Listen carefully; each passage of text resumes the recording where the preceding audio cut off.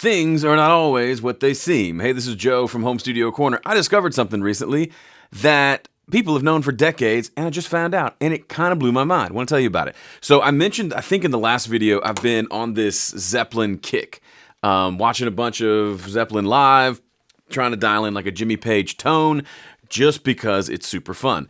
So here's what happened. I was working with my Helix. I've got it down on the floor down here. And I pulled in the Brit Plexi Bright channel. So this is a really dark sounding guitar. It's got pretty dark sounding pickups. For humbuckers, it's pretty dark. So I picked the Bright version, turned it up, and set all the EQ and the bass, mid, and treble and presence all to 5, which is right in the middle. And then dialed it in, and I'd get this kind of a sound.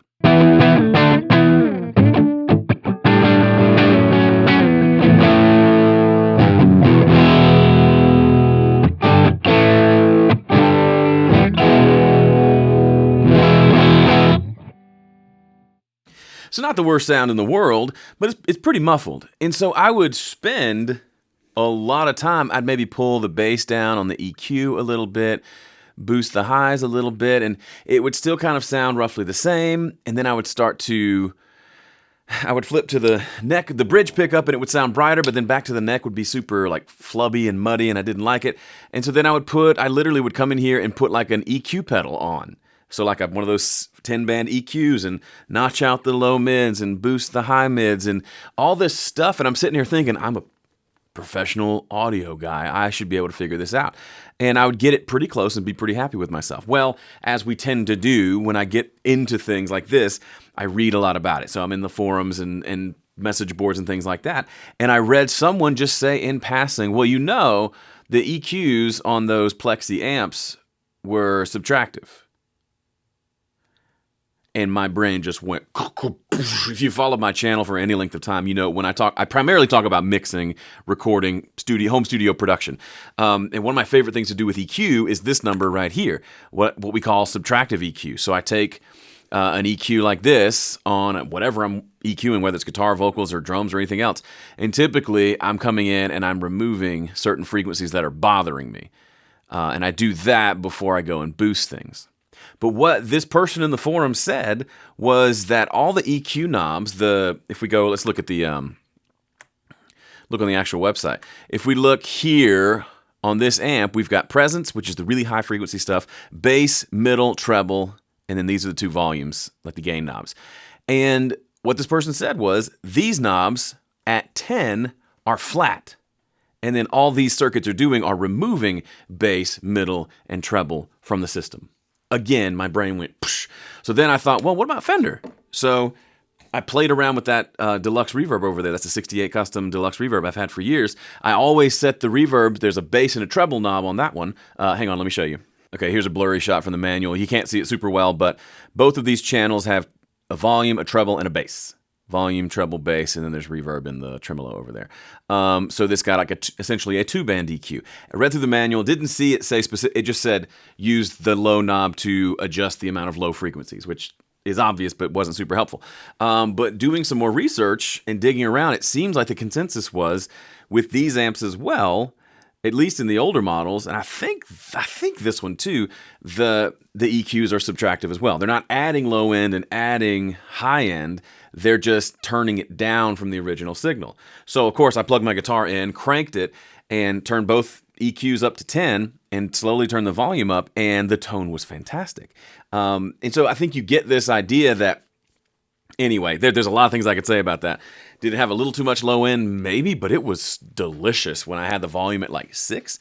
Really loud in the room, but really delightful. So coming back into the Helix, I read that about Jimmy Page, especially in the Zeppelin era, playing through a cranked Marshall, and the idea was they were just starved for volume, right? So they would just turn everything up just to make it loud in the arena to play a rock and roll show. So they had like the 50 or 100 watt Marshalls, and they're just cranked just to get all the volume they can out of it. And also Jimmy was a big fan of rolling off the volume knobs for different tones. So he'd play, the rhythm, the quiet rhythm on the neck pickup and the loud part on the bridge, like something like.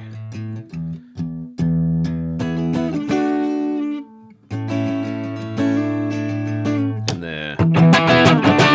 that kind of thing. So having a lot of gain on tap, and he can access it here on his guitar, was super handy and helpful, and they just had things cranked. Now, I don't know, I didn't see a picture of Jimmy's amp settings, but I was like, well, even if that's not true, I'm going to go try it. So I came up here, pulled up the Plexi, the same amp I'd been using, and I had okay tones, and I just did this to it. You see what I did? Let's check the difference. I'm changing presets here. This one, all the EQs are at 5, which I thought was flat. And I changed it to this. All the EQs, even the presence, all the way up. And with all the other settings being the same, the only difference, the gain knob hasn't moved, the master output hasn't moved. With just those differences, listen to the difference. I'm going to play the 5s first and then the fully dimed one after that.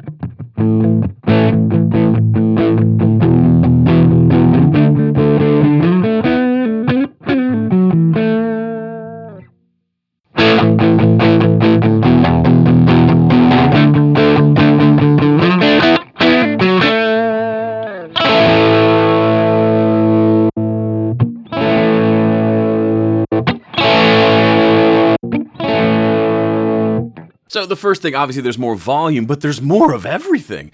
And it's different than just cranking the volume with the EQs rolled down. Let me do that real quick so you can hear it. Here's the EQ, quote-unquote, flat at 5. If I make up for that volume difference by increasing the drive, it's still pretty muddy.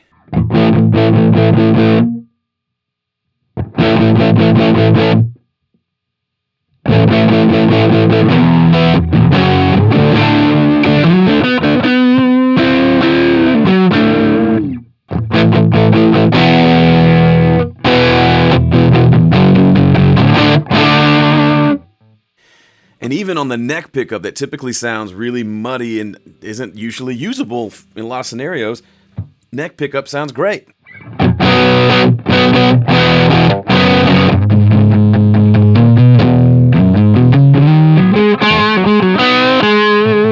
Here's another way to visualize it. With the EQ knobs all the way up to 10, the EQ of the sound looks kind of like this. With them all pulled down, it looks something like this, right?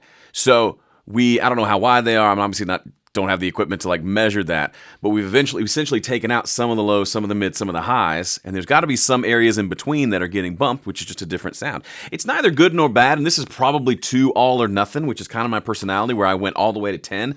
Might be a little too bright, but what I found, I'll dial in tones here and be so happy. Then I'll go play with a band, and all those beautiful warm tones that I had just disappear in the mix because I don't have enough of that brightness and upper mid-range to cut through, and I end up kind of ditching those presets or those tones that I dialed in, whether it's in the Helix or in the amp, to get something that will cut through and you can hear. You can't hear my beautiful low mid-range on this humbucker guitar over a full band, right? Not the same way you can hear those upper mids that cut through. So for me, this sound here is an appropriate sound for like doing some straight up rock stuff versus that other one that has a lot of low mids to it.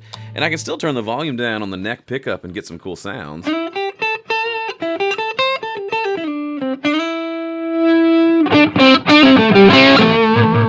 It's all the same tone, just changing the volume on the guitar to access all of that. So what's my point? Is my point go get a Helix and dial in the same tone? No, that's not the point at all. The point is, A, experiment with your equipment, and B, challenge your own assumptions. Read the manual or do your research to find out how the equipment is meant to work.